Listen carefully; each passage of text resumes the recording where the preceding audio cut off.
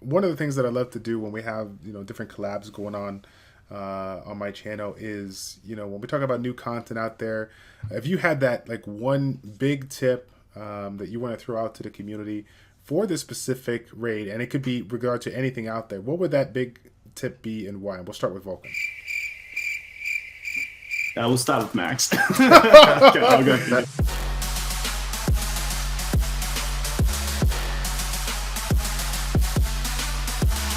What's going on, everybody? It's Childish. We're back at it again with a brand new video for Might and Magic Elemental Guardians. Today, we're going to be talking about all the things revolving the newest guild raids with two of our closest MMEG YouTubers and streamers. We have Volkin in the chat, and we also have Max in the chat. Volkin, how's it going, my man? Good, dude. You? I'm doing pretty good. And Max, what's good? Doing fine, doing fine. All right. So again, guys, thank you guys so much for joining with me today. And I want to give a big shout out to Max's stream as we are currently live, chilling in the chat here in Max's stream. We're giving them the first-hand glimpse on a couple of topics we're going to be hitting up here, and just want to get a feel from some of these people that have been playing this game for the last few days now, grinding it out. Get a feel for what they want to talk about, the good, the bad, the ugly, all the things that revolve around this guild raids. We're going to be hitting that up today. The first topic that we're going to take on is the raid mechanics. So Vulcan, we'll go ahead and start out with you. Tell us a little bit about this guild raid and some of the mechanics that go on into these bosses. Okay, so obviously we have the four different waves.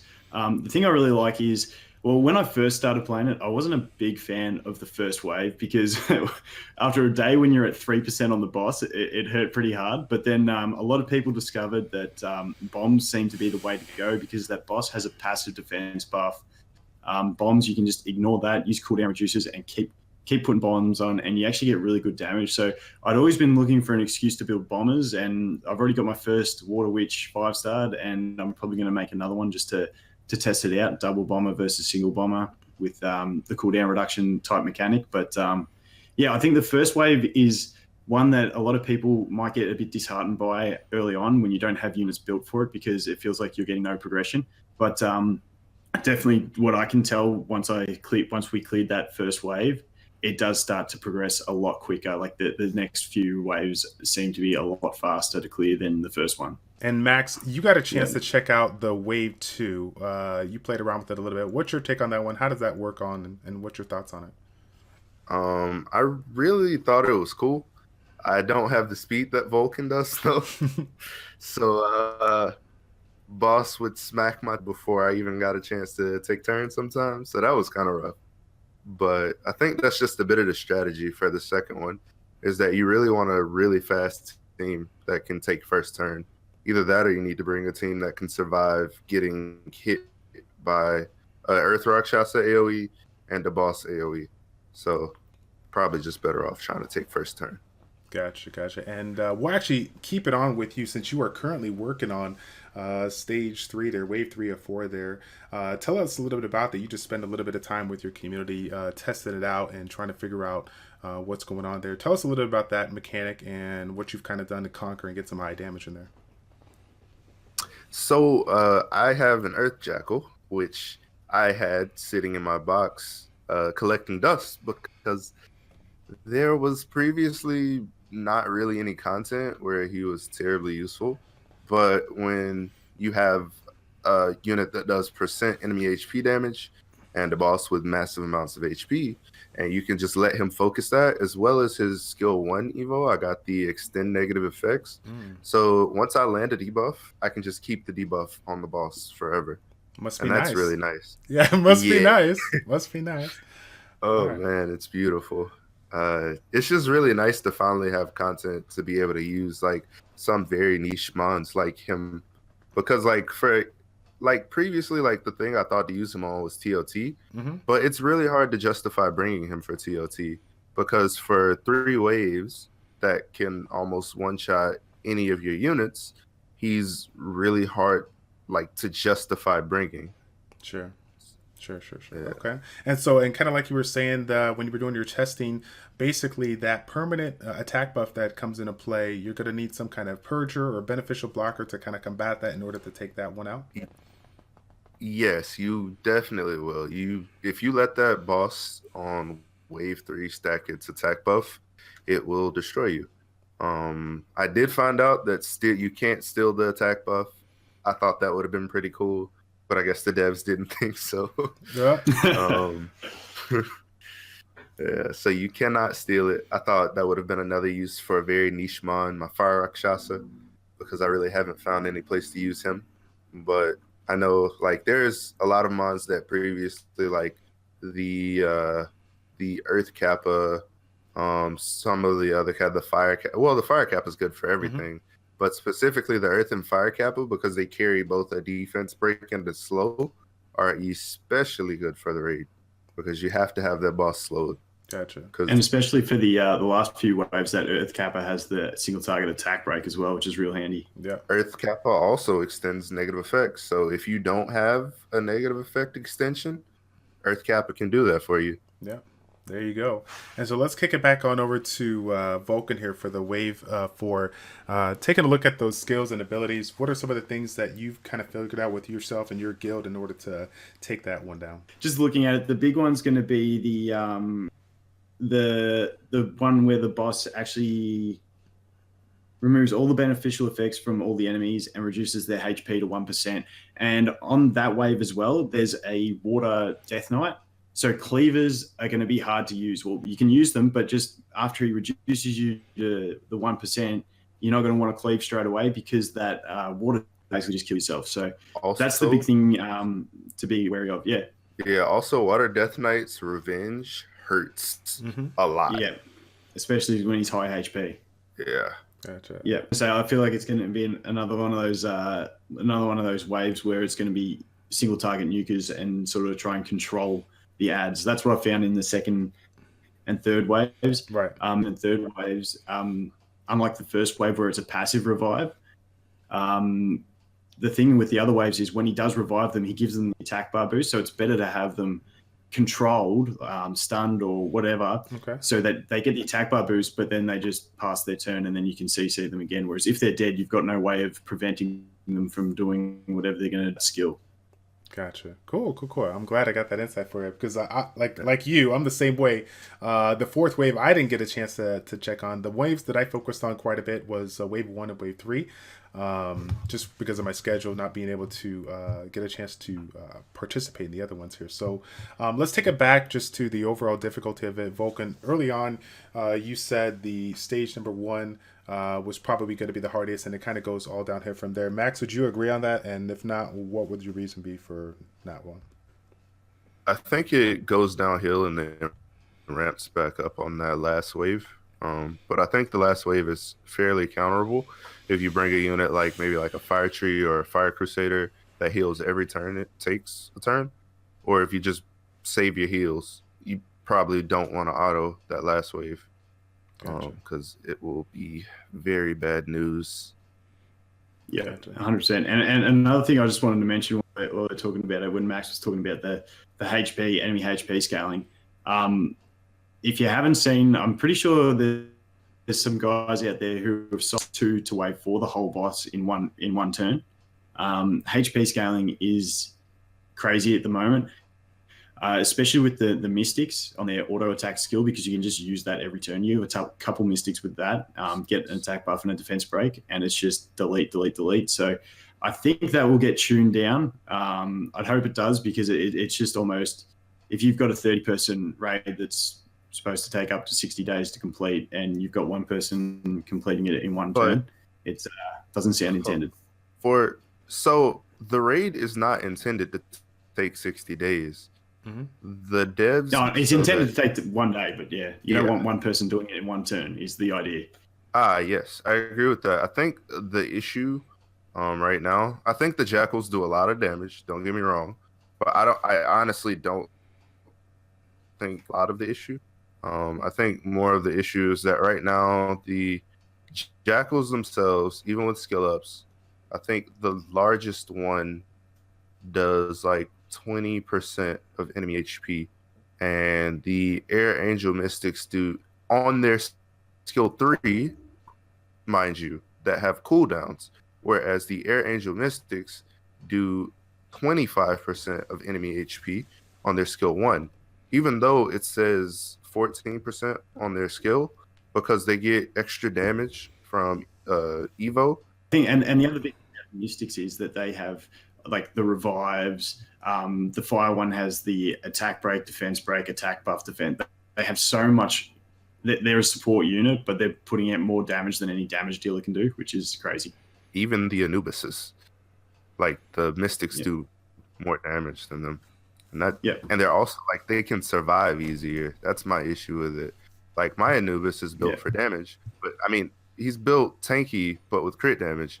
But even with all of that, you get 12k HP and like 800 defense because he's just a naturally squishy monster. But the angels are not.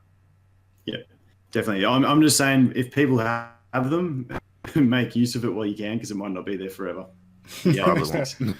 Well, since we're on the topic of some either underrated or overrated units and abilities, why don't we talk about the free-to-play community that don't have all of your Earth Jackomans and your Angel Mystics, right?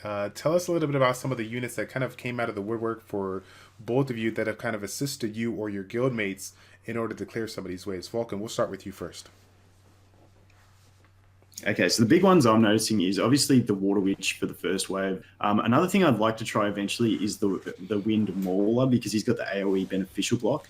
The reason bombers are so strong on that first stage is because of that defense buff. It just ignores it. But if you can block that, the beneficials, it might work well. However, it is only a one-turn block, so I'd have to test that and see how it goes. But the other good unit I've been using a lot in my secondary teams, the Fire Nymph, she's been good everywhere I've used her.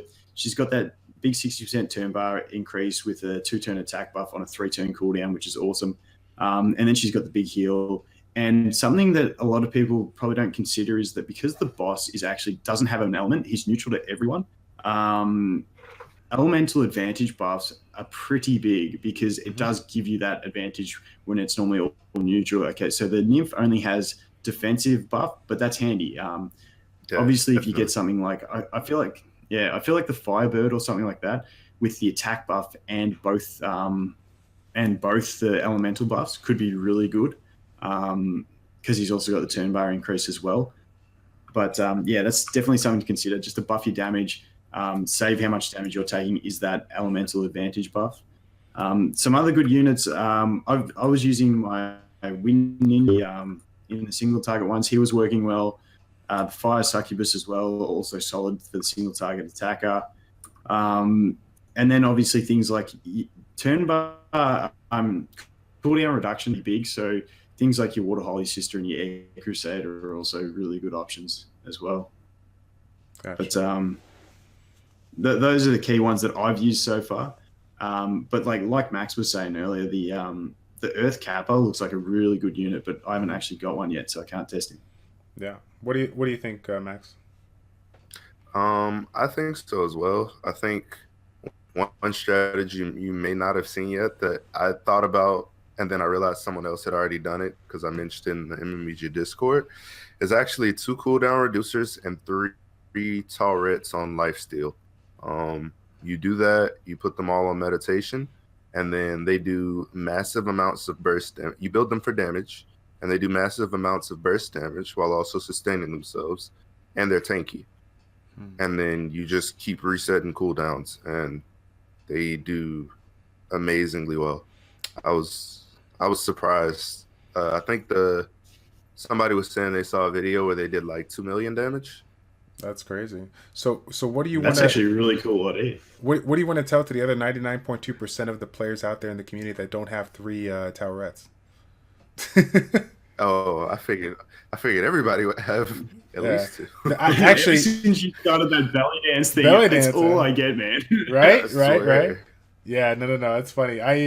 We just pulled one the other day on our stream as well. I think my wife pulled it for me, but no, it's kind of funny. And you know what? I got to put it out there for especially you too, and some of the other people out there. It's we've said it kind of quite a bit of times in a variety of ways. It's not about what you got, but what you make of what you got. So even though something may not look as perfect as we want it to be on paper, like just take a second to really soak it up, take a look at the mechanics and see how you can conquer that stage with regards to whatever glyphs you have. I mean, who would have thought about the turrets like life teaming, life stealing glyphs on them? If life stealing plus team up, as it's really really strong. If you think about it, and cooldown reducers just to keep it going.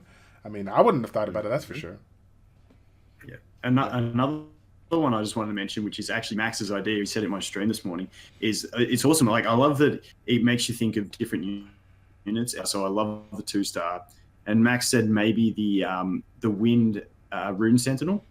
Okay. Because he's got a body shield for the whole team, so you can bring your frail nukers, and the boss will target him. And he also has the attack. Was it speed slow and defense break in his second skill for the waves where you can target the boss, which is very handy. Very very cool. So there's many options out there that still obviously haven't been tested, but could be quite solid. Gotcha. And Max, was there any other units that you were thinking about, or is that pretty much it? I think that's it. I'm still working on figuring out how taunts work with the boss, because up until just a few moments ago, whenever I taunted the boss, it would kill. It would do the one shot, one kill, or one hit, one kill on the unit that I taunted it with.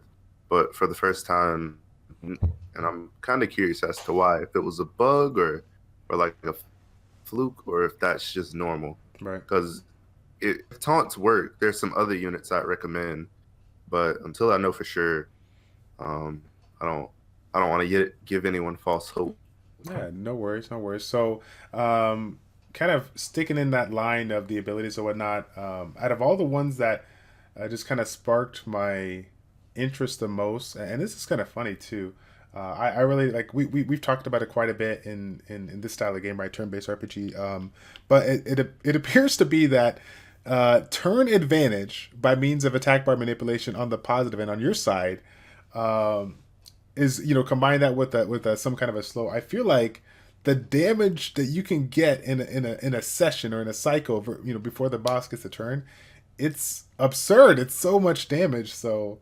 For like you were saying, a couple of these different attack bar boosters, even some that are combined with a cooldown resetter, like the Air Crusader. If you guys have a couple of these units, take a look at those abilities that they have in combine and see if some of those kind of go in line with one of the 4 bosses, and you can definitely take full advantage of some of those kits here. It's pretty nice indeed. I was just going to say one that I struggle with his name, Atheist or something like that. He messaged me with the team he tried, which he's like, he has good units. So he was using double Earth Zealot, Water Holy Sister, which those 3 combined, because they all have a 5-turn cooldown, their cooldown reduced skills are always available. Used a Fire Giant, and then it was like whatever else. So you've got the speed buff from the Sister, the slow from the Giant with bombs, and he could just take turn after turn after turn, and you can just put in any 50 unit with that. You can put in a second bomber for damage, a turn bar reducer to stop the ads getting a turn. The videos he was showing me were pretty crazy, and that was really early on when the raids came out. So the manipulation of attack bar is huge. Yep. Unfortunately, I don't have those. I know one thing that in my chat mentioned, I think Shadow of Dawn said, was that there's a unit that Shadow always wants me to use, and I'm always like, well, I can't really justify bringing it, but I could. The Fire Cyclops. Fire Cyclops extend every single turn. It hits something.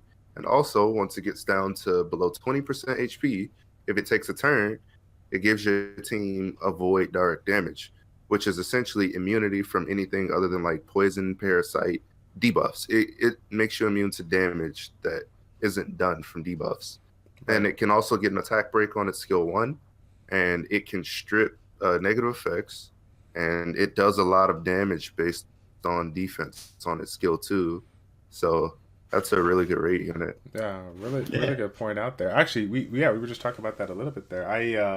I completely forgot about that strip as well, which obviously plays a nice role on that wave 3 when you're trying to take away that attack buff. So, yeah, good call. Yeah. One of the things that I wanted to talk about on the positive perspective is the rewards, the quality of rewards. Max, we'll start out with you this time. Taking a look at what we can obtain and how long it takes for us to obtain it. what's your kind of initial thoughts looking at this guild raid setup?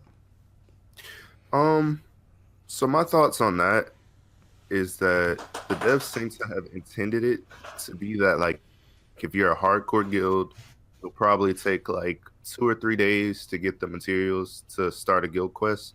Then you'll start one.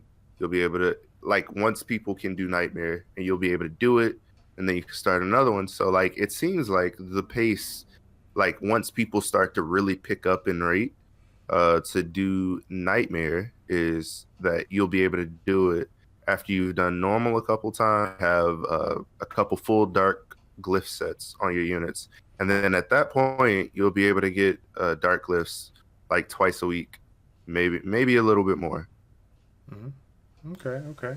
So that seems about like that to go. But if HP scaling isn't reduced for Angel Mystics, that might go a lot faster than that. Right. Because there were guilds raid on the normal mode the first day. Right. Yeah. It's pretty strong indeed. It is pretty strong. I don't have one here, so I'm not calling out for a nerf. If I get one, I'm not going to call for it. I'm going to say the buff it, please. But no, it's ridiculous. It is a strong skill, and we're going to be talking about some of the things that we would like for you guys to change here. But obviously, for everybody in the community hanging out in Max's stream, you guys already know that's something that we talked about quite a bit these past few minutes here. But Volkin, let's turn the tide your way there. What's your thoughts on the rewards? Do you agree with Max, or do you have anything else to add there? Yeah, I'm a bit on the side of, it's like I love the fact that they introduced the dark glyphs. I reckon they're a great thing. It sort of just really shakes everything up. But my one concern is that they're gated behind guild activities. So you get a lot of different players in the game, and glyphs are the main thing of the game. So the fact that some people aren't as big into guilds, they're not as guild grindy, but they still might be real dedicated elsewhere. They can't get those glyphs that they need to be top tier without a top guild.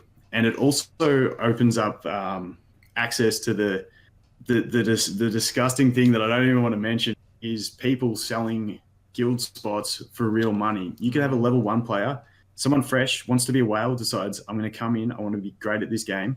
You can sell a spot in your guild if you can do the Nightmare mode with 20 players. You can just sell 10 spots in your guild and just carry people. Those level 1 players will be getting more dark glyphs than level 50 players and are in a proper guild just trying to get away with it. So that's my one concern. I feel like it'd be awesome to see it, that the rewards are proportionate to your damage dealt. If they make some levels of damage that give rewards as opposed to your position, that way if you're under, say, 1,000, let's just say crazy, if you're under 1,000 damage, you get no rewards because you haven't contributed to killing that boss, which has however many million health, if that makes sense. Yeah. Yeah. And then I like that. And then along with that line of thinking, say the top rewards, no one in your guild might get that even when you beat the boss, because no one's hit that damage meter. But it would entice people to keep working on strategies, keep improving their monsters to get that damage higher, so they can get the next reward. And staying on that sort of path with things is that if you had you're say position 3 in your guild, you're like, I'm going to get that next better reward, I'm going to work harder, make my monsters better, really invest in my glyphs 5 so I can get those better rewards. The rest of your guild's doing the same thing, so you're probably going to be stuck at that level because everyone's progressing at the same time. If you have damage levels that you want to reach, then you might actually be able to leapfrog and get up there, even though the other guy might be more damaged than you. If you're above that range, you're still improving and getting better rewards for your improvement, if that makes sense. Mm-hmm. Yeah. I definitely agree with adding a minimum damage cap to that, but my only problem with that is that the raid would have to be fixed, because at the moment, if one player can come in, kill the boss, kill the last boss, at what point do the rest of the players in their guild have an opportunity to do damage unless they're on at the same time as that player? So I think that comes down to tuning the raid properly. Yeah. You shouldn't have one person that can solo the raid. Mm-hmm. Yeah, or you cap the damage that players can do so that, like, members of the guild are expected to carry their weight But then, like, this is another thing that I thought about when this raid came out, is that this content is another thing that drives a wedge in guilds that have different point of the game players, if that made sense. Mm-hmm. So if I'm playing this game and I bring over a friend from another game, and I want that friend to be able to play in my guild with me, which is good for you because you get a new player Right. that is introduced to your game who might introduce someone else and blase blase. I don't really want them because I either don't want them in my guild because they're gonna be dead weight on the raid, and I need to be able to have all of my members doing damage on the raid to finish it. Mm-hmm. Or you reach a point where they get too much rewards for free for doing nothing, or like it's just kind of a rough situation where it's very difficult to balance that. Yeah. Yeah, that 100%. And you look at someone like Childish joined our guild, he'd be getting sort of mediocre, we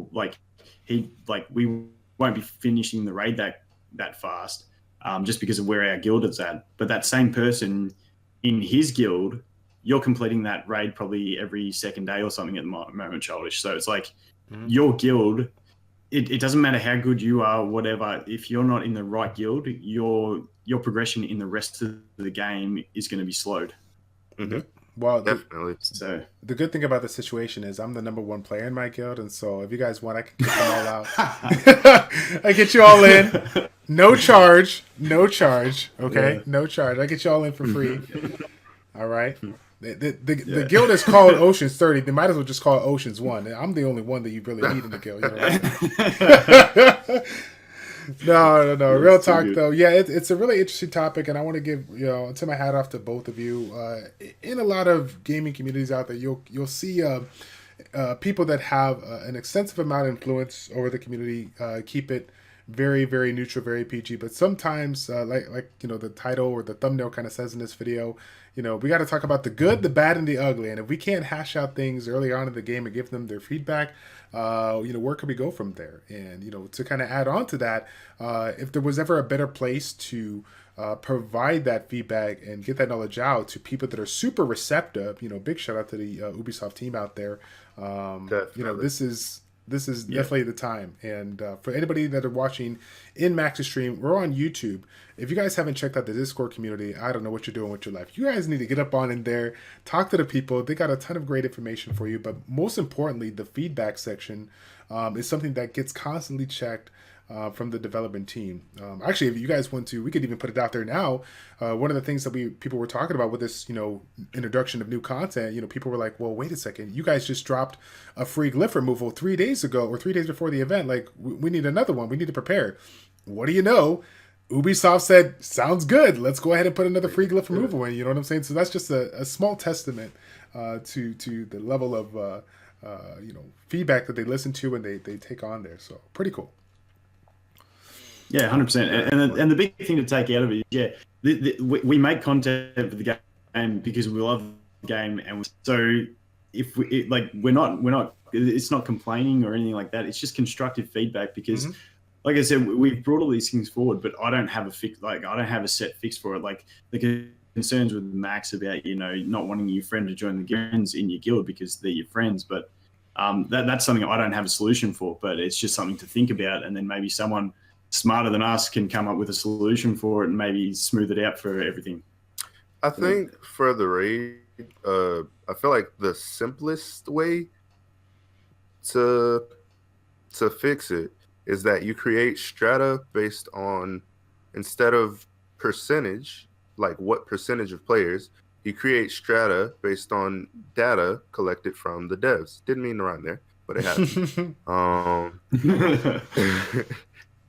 You base it on that so that, like you look at the glyphs that players will have and you look at the best glyph quality players can have given a certain rarity of glyph that they can do on that. And you give rewards based on where you think players are in the game from the damage that they can do with me. I think that with the right glyph quality, even though the Angel Mystics and the percent HP based damage is really good, like you said, Asius did over 1 million damage with bombers. Granted, he has a lot of monsters, but he still was able to reach like 1.2 mil with just some thought and 3 stars. Mm-hmm. Like, Yeah. so Yeah, 100%. And the other thing to remember is this is only one. Like they said, they're planning on doing, I think, updates. I think a content, then a Quality of balancing, life. then content. Yeah. So like this might be just like I have no inside word. This is just me thinking. Like they might introduce more ways to get the dark glyphs too. So I feel like a lot of the issue would ease if there was not just Mhm. guilds. Mhm. But yeah, you don't know what they've got planned. So this could be just a good way to introduce, get people working in a community more, and then introduce the new glyphs. Let us know they're out, and then who knows where. I'd love to see like maybe a new dungeon or a new level of the dungeons that are like a real hardcore mode for people to farm in, something like that. But yeah, I could totally see the game is still very young. Yeah, I could totally see like a new dungeon down the road to get some of these glyphs and whatnot, and maybe guild based ones. I don't know, the rarity of them are a little bit better. Something like the trials dungeons, like where you have a better chance of getting the higher quality ones per se, or some of that nature. I don't know, but even though dark glyphs are really good, the dungeon glyphs are still just as good. Like you can't get them, like you can't get dark glyphs as quickly as you can get dungeon glyphs. Right. So the likelihood of you getting a dark glyph that is not only a dark glyph that you want and a slot that you want with a stat that you want with substats that you want, like you know how many times you run dungeons to get glyphs that are good. Like I think it would just take forever before you reach the point where farming dungeons is not a viable means of getting high quality glyphs. Yeah, 100%. Yeah, I agree with that too. Yeah, and like you said, it is a long time to build some good sets of dark glyphs, especially for like the elite guilds might get a good set in 8 sets in a year, but other guilds it's probably going to take you to actually get a few good sets of dark glyphs. Obviously, we said they introduce new content and stuff like that, but I think that's one thing we think that I sometimes do. I think, well, there's a new level of glyphs, that's everything. But yeah, it is going to take a long time to get there with those glyphs. You also have to wait to get the matching sets, because whereas in glyph dungeons you're farming from 4 sets, and with dark glyphs you are getting a random glyph from one of 12 sets, of which you want 3 of one set, of which you want main stats, of which you want substats that make sense. So there's so many strata that you have to dive down that I think, like you said, it's gonna take a good while unless they introduce a new means of getting them, because the devs have already said they have every intention of adding higher floors to Wrath, Benefit, and Strength. Like that's something they've already communicated. So that's good. Oh, did they? Awesome. Yes. Yeah, they said that in Ask Me Anything. Yeah. Well, I'm excited. I'm excited for new content is always good. New levels, I'll definitely down with that. So let's go ahead and finish off the video with a final thought. One of the things that I love to do when we have different collabs going on my channel is when we talk about new content out there, if you had that like one big tip that you want to throw out to the community for this specific raid, and it could be regard to anything out there, what would that big tip be and why? We'll start with Volkin. We'll start with Max. I'll go for myself. Oh man, just gonna throw me under the bus. Okay. All right. I got mine now. If you want. Fail. Go. Nah, because you might steal mine. Nah, you threw me under the bus now. Okay, you go. But if you start out the raid and you're not doing good damage, don't be discouraged. I think this is just like what they've done is created Shit, an you stole opportunity. one. See, this is why Yep. Uh-huh. Okay, All right. Well, Volkin won't be discouraged, and it's fine if you don't do great damage at first. It's just work on your glyph quality, get back in there, and I guess I'll make a different point. Vulcan, do you want to expand on that? Do you want to share some extra insight on that? Oh, I like. Yeah, yeah, I'd love to, Max. I'd love to. What? Yeah, the thing I was thinking in that same fashion is like if you are struggling units, but also look at the other units. Go for another look through the menagerie. Like I said, you found that other 2-star. You reckon will be an awesome unit. They're just new content opens up just new options, and that's what I love about it. Like I said, I was looking for an excuse to build bombers, and I finally got it through the raid. Already built my water witch, and yeah, it's. I like anything that encourages different thought process, different units to use. So that's the big thing, and just have another look and see. Especially look at your monster box because you can only use what you have, so you never know what you might find. Right. And to kind of add to that, on my end, you were talking about the menagerie, and I know that we're all three a testament to it. I would, definitely recommend the MMEG farm. That might be a little bit easier, especially if you're looking for specific buffs or debuffs in certain units out there. You can kind of open it up and be like, oh, maybe I got this unit, maybe I got that unit, or just maybe find like a diamond in the rough that might be something cool that you can incorporate on your team. So thank you guys again for the feedback on that. Now, go ahead. I was just gonna make my point since I stole Vulcan's. Oh yeah, go ahead. I was actually gonna make my point to Ubisoft if they get a chance to watch this. I think thus far guild content has not done as great a job bringing players together as I would like. I feel like with the strata of rewards that are currently implemented, you make it such that if you're in a guild with players of varying points of the game, like I said earlier, disincentivize the players that aren't quite there yet from being in those guilds. And even in like higher guilds, like if someone pops a quest and people can't contribute because they don't have, like, they didn't get to because 2 people finished it instantly, it doesn't really feel very good to be in a guild like that. As well as with the raid rewards are, the strata. I think there could be some work done on that. I think guilds should be bringing people together. Mm-hmm. People want to work together. A higher gap between play like farther content completion and newer to the game. That's all.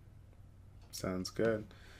Vulcan, Yeah, anything to add on top of what he added? Are you good? I actually could if we've got time. No, we have to end it. We have to end it like right now. Sorry, no. Go. You're good. Okay. Well, dislike for Childish's long video.